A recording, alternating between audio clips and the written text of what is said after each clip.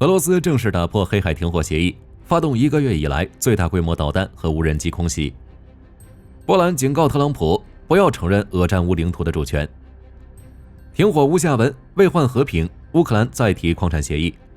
俄军推进速度下降，领土收益减少6倍。策应乌东反击，乌军再度攻入布良斯克。一辆乌军豹1 A5 坦克硬扛2枚短号导弹，独自拔除俄军据点。乌克兰军工产能暴涨，3年翻35倍，进口武器量更是翻了100倍。美国计划为79岁特朗普庆生，精彩内容马上开始。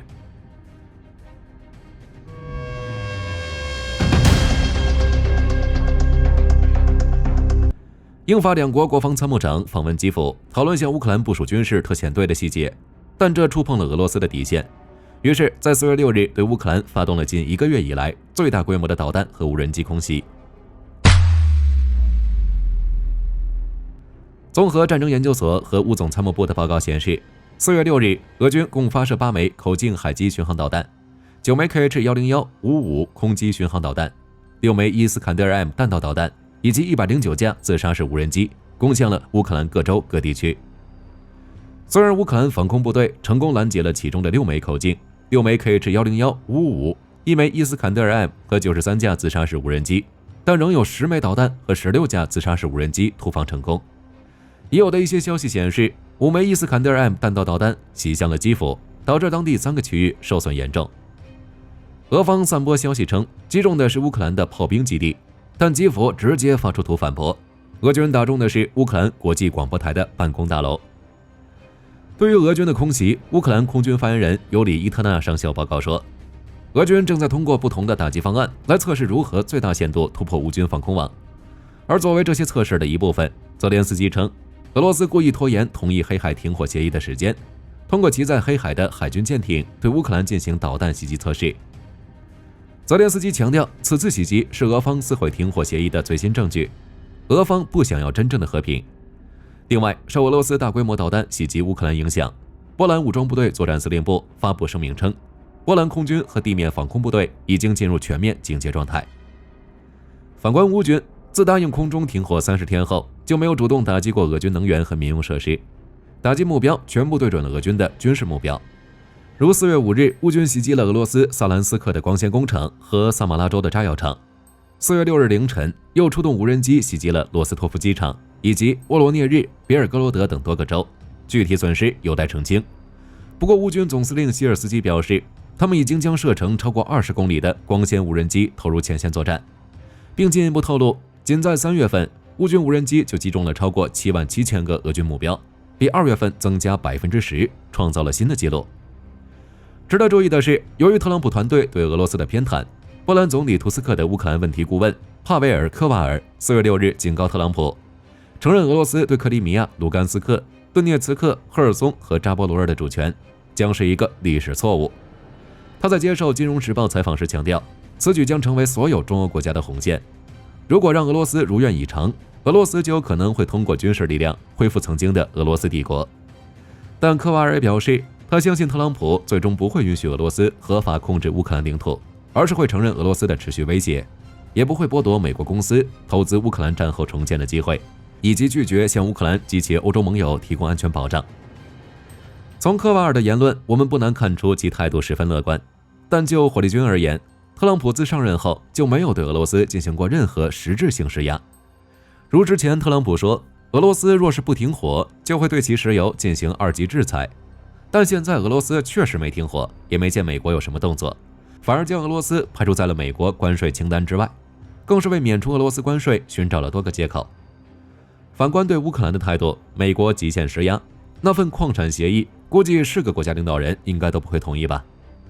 而最新消息显示，美联社援引乌克兰经济部长尤利亚·斯维里登科的话称，下周乌克兰将派遣一个代表团前往华盛顿，开始就一项新的协议草案进行谈判。该协议将允许美国获得乌克兰的矿产资源，就是不知道此份草案是否会让美乌双方都满意。前线战场自2024年11月以来，俄军在乌克兰的推进速度就一直在稳步下降。英国国防部4月5日报告称，俄军在3月占领的乌克兰领土只有143平方公里，相比去年11月减少了6倍。而且在刚过去的2024年，《纽约时报》也报道称，俄军的领土收益相比战争头2年大幅缩减，但损伤却高达25万人。出现这种情况的部分原因是乌军的成功反击导致。库尔斯克方向，乌军在重新夺回苏贾检查站后，继续采用陆空联合方式向俄军阵地发起了攻势。战斗中先后摧毁了俄军多个集结点和弹药库，目前控制区已恢复至143平方公里。但在边境苏美洲，俄国防部称，俄军挺进并占领了巴西福卡村，同时对苏美洲其他12个地点乌军发起了攻势，新增控制区面积约5平方公里左右。不过该战报遭到乌方否认，战争研究所也报告说未经得到证实。且4月7日援引乌克兰消息来源的联合创始人的话称，俄军仍在以小型突击群的形式攻击巴西福卡村。此外，据乌克兰军事发言人瓦迪姆·米斯尼克4月7日报告显示，受乌军对补给线路打击影响，俄军对苏梅州、切尔尼戈夫州以及哈尔科夫州边境定居点的炮击强度在过去1天里急剧减少了大约2倍。乌克兰无人系统部队也于4月7日报告称，在过去12小时内，乌军在库尔斯克方向摧毁了俄军3个 BOK 防空系统。别尔哥罗德方向，俄军事博主罗曼诺夫称，乌军第110独立炮兵旅等部在空中和海马斯火箭炮支援下猛攻波波夫卡，且已推进到俄军阵地600米内。而负责该地防御的俄军第34旅不得不向后收缩防线。目前，俄军指挥部已下令让俄军第155海军陆战旅来换防俄军第34旅，并通过向波波夫卡定居点投掷滑翔炸弹的方式来为轮换争取时间。只不过乌军占据着非常好的防御地形，同时也在继续部署部队向前攻击，俄军想夺回失地似乎有些困难。北约盟军司令克里斯托弗·卡沃利也在接受媒体采访时称，库尔斯克和别尔哥罗德的战斗正处于拉锯战状态，且他透露，根据过去3年的战斗以及战线变化来看，俄军实际上已经没有击溃乌克兰军队的能力。严格的说，决定这场战争胜负的因素如今已经不在战场，而是在谈判桌上。值得注意的是，继库尔斯克、别尔哥罗德后，乌军为策应卢甘斯克战事，再次向布良斯克的森林区发起了猛攻。从前线披露的视频看，乌军攻入布良斯克州后，俄边防部队一触即溃。未及时撤离的边境俄罗斯居民发视频向莫斯科求救，称已被切断了联系，目前战斗正在进行中，详细战况有待进一步披露。但可以肯定的是，这样的牵制战术是有作用的。在乌东战场库皮扬斯克方向，乌军阿卡柳斯团士兵在第43机械化旅和布雷维旅支援下，连续2天阻止了俄军在德沃尔奇纳附近扩大桥头堡的行动，摧毁了俄军至少2辆坦克和2辆步兵战车。同时，在博洛瓦方向，乌军还趁机在马基伊夫卡西部发起攻势，并取得了一定的进展。加索菲亚尔方向，乌军第42机械化旅通过巷战和无人机袭击等方式击溃了俄军第200旅，夺回多条街道，将市区南部控制区扩大了约 1.5 平方公里。索莱达尔方向，在昨日战斗中，乌克兰空军使用2到3枚 GBU-62炸弹定点打击了俄军的关键目标建筑，并将其夷为平地。据悉，该建筑是俄军第138摩托化步兵旅所属的一个指挥部，乌军这是打算从源头上阻击俄军冲锋队。托列茨克方向，乌军第12亚速旅等部通过不断突破和蚕食，将俄军防线冲击得七零八落，并在昨日战斗中使用拦截无人机击落了俄军8架Vandy攻击无人机。乌军第5独立坦克旅第1坦克营的一辆豹一 A5 坦克更是独自向俄军藏匿的据点发起进攻，在硬扛2枚短号反坦克导弹后，利用坦克炮和机枪打死打伤俄军14人，一举摧毁了该据点。而俄军主力目前已撤至东北方向的10月区，正在沿北部的恩赫尔萨街推进。在托列茨克南部，俄军则在巩固阵地的同时，已将精力转移至奥列克桑德罗波尔和潘杰利莫尼夫卡附近。值得注意的是，4月7日，一名乌军无人机指挥官报告说，俄军加大了光纤无人机和制导滑翔炸弹的袭击频率，同时利用它们确定乌军的位置情报，然后发起机械化的地面攻势。据悉，与上周相比，俄军的袭击次数增加了1倍。红军村方向，俄国防部5日宣称重新夺回了乌兹佩尼夫卡定居点，但被乌方否认。最新的战役地图显示，乌军依然控制着该地区，而且在乌军不断反击下，俄军控制的突出部面积已越来越小。此外，乌军在南部还推进至利西夫卡，西南部推进至索洛内，正与俄军继续争夺定居点。而俄军推进被阻止后，正面临后勤被切断的风险。为了自救，目前正以2人1组的小单元战术加大对舍甫琴科的进攻，同时安排更多的战机来投掷滑翔炸弹。不过风险也随之增加。如在昨日战斗中，乌军第38海军陆战旅摧毁了俄军一辆 BMP-3 装甲车，随后乌军无人机迅速补刀，将四散奔逃的8名俄军步兵悉数清除。同时，乌军还使用防空导弹再次击落了一架低空轰炸的俄军苏25战机。有俄方的战地记录称，传统意义上的后方已不复存在，通往红军村的交通线已沦为次级战线，任何兵力集结都会招致精准打击。在乌东反击的同时，乌军也在南部的扎波罗热战线发动了进攻。据诺尔报告称，乌军已推进到了罗伯基涅北部，且双方展开了10多个小时的激烈战斗。战役地图显示，乌军已重新控制此地北部阵地，并巩固了新的防御掩体。此外，在洛布科维地区，乌军同样发起了攻势不小的反击，并在附近的森林中站稳了脚跟。值得注意的是，据乌克兰第聂伯罗军事集团6日通报称，在乌军无人机对俄军运输线的不间断打击下，第聂伯河沿岸俄军的食物和水供应已被切断。乌军侦察无人机发现，一些俄军士兵已经开始吃野菜和炮弹弹坑里的水了。与此同时，在赫尔松一带，乌军也没有放松打击频率。面对俄军实时发起的渡河偷袭，乌军选择从空中和地面发起联合阻击，并在德尼普里亚尼附近击毁了俄军一个渡口。而此前，乌军还一度反攻赫尔松左岸，在俄军的控制区建立了一个滩头堡。据乌总参谋部发布的数据显示，4月6日，乌军共打击了俄军12个人员与武器装备集结地，歼敌1330人。4月7日又歼敌1350人，歼敌总数达到925020人。在对乌援助上，美国已经指望不上了，现在主要看欧洲。德国国防部宣布，欧盟计划今年向乌克兰提供总计200万发炮弹，其中德国将负责计划中的约50万发。捷克总理费亚拉也表示，捷克领导的炮弹计划准备今年再次向乌克兰提供150万发炮弹。对此，挪威政府4月7日宣布，将向该炮弹计划拨款约3.63亿美元，来为乌克兰购买火炮弹药，同时再拨款9100万美元给欧洲和平基金，通过该基金为乌克兰购买武器。如此一来，乌克兰今年就会收到至少350万发炮弹。而除了依靠盟友的援助外，乌克兰军工如今也是一天一个样。据悉，自战争爆发后，乌克兰的军工产能不断增加。2022年，乌克兰军工业能生产价值10亿美元的武器，2023年为30亿美元，2024年为100亿美元，今年则估计为300亿到350亿美元。但乌克兰现在最大的问题是缺乏足够的资金。乌克兰战略工业部长斯梅塔宁表示，乌克兰今年可以生产350亿美元的武器，但只有140亿美元的资金。如果能获得足够的资金注入，乌克兰就可以发挥全部军工产能，并不断扩大。相比之下，尽管欧盟为军工生产投入了海量资金，但欧盟目前的军工产能却很有限。英国皇家联合军种研究所注意到了这一点，并呼吁欧盟为乌克兰军工注入更多资金，后者不仅能更多满足乌军需要，未来也能够为整个欧洲提供更多更廉价的武器。其报道称，在欧盟制造一发155毫米口径炮弹需要4000美元，甚至8000美元，但在乌克兰仅需要1500美元。除了炮弹外，乌克兰军工业现在正努力制造更多的火炮和无人武器系统。如乌克兰现在每个月能够制造40门保丹的155毫米口径卡车炮，超越了欧洲其他国家的全部产能。唯一的问题是缺乏足够数量的底盘，需要加大进口数量。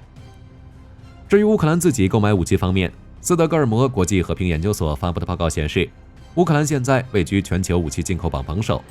去年，乌克兰购买了全球出口主要武器和军事装备的 8.8%， 这比2015年到2019年期间增加了近100倍。综合新闻国家报和华盛顿城市报报道，美国政府计划于6月14日举行一场军事游行，来庆祝特朗普总统的79岁生日，同时纪念美国陆军成立250周年。据悉，这场展示军事实力的游行将从弗吉尼亚州阿灵顿的五角大楼出发，行进约 6.5 公里，最终抵达白宫。报道称，这场军事游行计划最早可追溯至特朗普2017年访问法国期间，当时他观看了巴士底日阅兵，对法国展示重型军事装备的规模印象深刻。之后便对马克龙说：“我们得试着超越他们。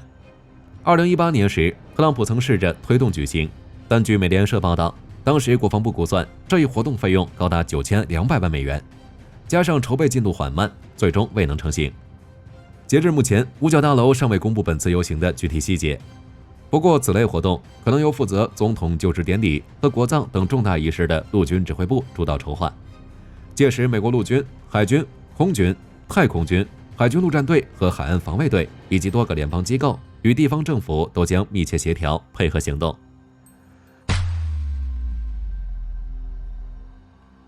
4月7日，欧盟最高制裁官员戴维·奥沙利文在接受采访时表示，欧盟尚未与美国就放松对俄罗斯的制裁问题进行任何讨论，同时美国也尚未与俄罗斯接触讨论放松制裁的要求。到目前为止，大多数欧洲国家已经排除了放松对俄罗斯制裁的可能性，除非俄罗斯军队撤出乌克兰。此外，在美国考虑放松对俄制裁之际，欧盟已开始讨论可能的第17项制裁措施，并明确表示现在讨论放松制裁措施还为时过早。在市场对特朗普政府上周宣布的关税措施存在不确定性的情况下，4月7日，欧盟主席冯德莱恩建议欧盟27国对某些产品实施0对0关税。他表示，欧盟已准备好与美国进行谈判，并表示欧盟计划向特朗普提议对工业品实施0对0关税。欧盟委员会也表示，欧盟将分2个阶段，4月15日和5月15日对美国关税作出回应。作为谈判立场的一部分，欧盟向特朗普提议对工业品实施相互零关税。欧盟同时准备280亿美元的清单，以作为对美国关税的回应，但是否实施取决于与美国谈判结果。面对欧盟的说法，4月7日，特朗普对媒体表示，如果欧洲要进行关税谈判，必须先对美国进行赔偿。他的原话是这样的：我们对欧洲征收了高额关税，他们想谈判，除非他们向我们支付一大笔钱，否则谈判不会进行。不仅是今天的钱，还有过去的钱。特朗普认为，欧洲在过去的贸易中占了美国便宜，现在必须向美国支付这笔钱之后，才能进行关税谈判。白宫顾问彼得·纳瓦罗也表示，欧盟愿意与特朗普谈判降低关税，只是一个小小的开始，之后还会进行增值税等非关税壁垒的谈判。纳瓦罗反问欧盟，当你们宣布增值税等非关税壁垒时，你们会告诉我们将降低非关税壁垒吗？为应对潜在威胁，临近俄罗斯的拉脱维亚已与西班牙签约，将斥资3.73亿欧元采购42辆 ASCOD 步兵战车。据悉，这批新采购的 ASCOD 装甲车比现役的 CVRT 装甲车拥有更好的装甲、更强的火力，且每辆车可供3名车组人员和6名全副武装官兵搭乘，为拉脱维亚部队带来更强的火力与防护力。等到货后，这批新战车将列装到拉脱维亚地面部队机步旅的营级单位中，从而增强机步营的机动力与战力。而这份采购合约还包括后续采购条款，若拉脱维亚未来有额外资金，后续可能再扩大采购规模，也可能在该国进行生产或组装。据法新社4月7日报道，新西兰总理卢克森公布了一项重大国防改革计划，涉及未来4年67亿美元的资金，其中包括50.5亿美元的新支出。他承诺将在未来8年内将国防支出从目前 GDP 的1%提升至超过2%，从而与北约的目标保持一致。而据他描述，这项改革计划将优先发展新西兰的打击和监视能力，其中包括对标枪反坦克导弹的升级和护卫舰维持等，旨在使新西兰国防军具备作战能力。海鲲潜艇2月28日于建造干坞内完成清测试验以及准潜航试验等工项，并服役至测试码头，将进行后续主机调教与锡箔试车等测试。目前测试报告已秉承给司令部审核，预计本月下旬即可进入 SAT 海试阶段。据消息人士透露，海试阶段将在10月下旬进行，其中最关键的项目是发射操雷。海船公司表示有信心达到合约规范要求标准，达成交建目标。好了，本期节目到这里就结束了。特朗普对俄罗斯万般好，结果普京选择忽视。那接下来特朗普会改变对俄策略吗？欢迎在评论区留言讨论。我是火力军，下期再见。